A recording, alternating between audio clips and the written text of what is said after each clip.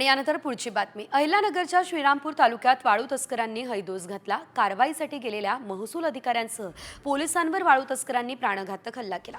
अवैध वाळू तस्करी विरोधात कारवाई दरम्यान पोलीस आणि महसूल कर्मचाऱ्यांवर दगडफेक झाली। यावेळेस पथकाने एक डंपर पकडला तर दुसरा डंपर वाळू तस्करांनी पळवला। या हल्ल्यात कोतवाल तलाठ्यासह एक पोलीस नाईकही जखमी झालाय।